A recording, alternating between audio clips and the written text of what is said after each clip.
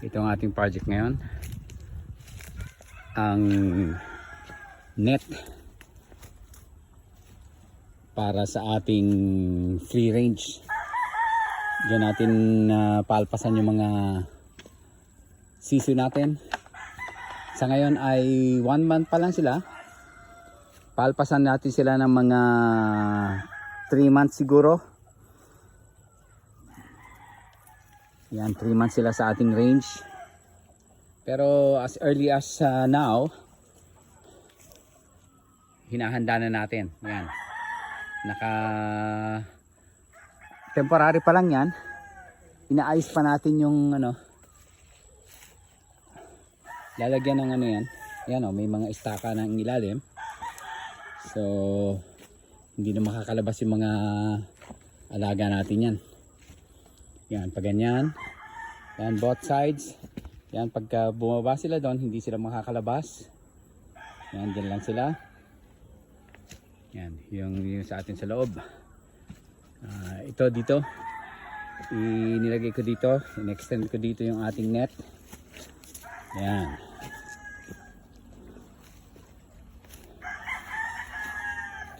Galing sa ating farm. Ito ang ating magiging access. Daan, palabas at papasok. Dito tayo maglalagay ng ng pintuan. Yan. Ito, paakyat dito yan. Yan, naka-fix na yung mga na yan. Naka-fix na, mababa lang.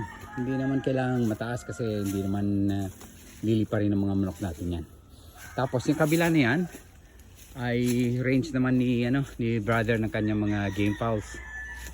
Yan, yung sa atin, yan. Yan ang magiging range nila. Yan sa ilalim ng kawayan na yan, doon sa taas. Yan sa ilalim ng kawayan. So pag nangingitlog na yung ang isa sa purpose nito, pag nangingitlog na yung ating mga manok, maaring kung saan saan sila mangitlog dyan, at least alam natin na dito lang sa loob ng net na ito. Yan. Ayan yung net. Yan, medyo malawak na yan. Siguro mga 100 o to I think mga 100 lang. 100 to maximum na siguro 120 ang magiging mga layers natin. Yun naman sa likod doon sa open yon. Kung pumunta man sila doon, malamang naman pagbalik nila dito pa rin sa loob ang balik niyan. So yan dyan, akyat sila dyan. Ayun yung bahay natin. Yan, dyan sila lahat. Gagalayan sila dyan. Yan.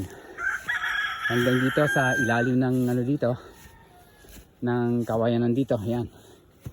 Yan, andun pa ang ating ang bakod ng ating net. Ang net natin para ito magiging kanilang free range para makapanguha sila dyan ng ng insects, bugs, mga anay, worms. Yan, maghabol sila ng dyan. Lalakas sila, gaganda ang muscles nila, magiging masarap ang karne nila, magiging masarap ang itlog nila. Yan. Dito yan. Mataas to. Yan, dyan sa may net din dyan. Pero pwede silang pumunta hanggang doon kasi may open na yung ayun, open na yun doon. Hindi naman lalayo tong ayan, open na yan dyan. Yan.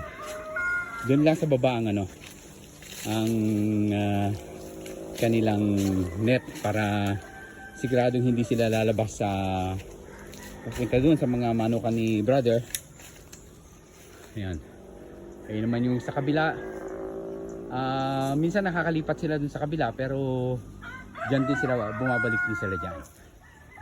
So yun, yan ang latest na ginagawa natin dito sa farm. Ito, maganda dito ang tanawin. Kita natin ang Laguna de Bay, kita natin ang bundok. Yan. Tingnan nyo itong chicken natin, nasa range.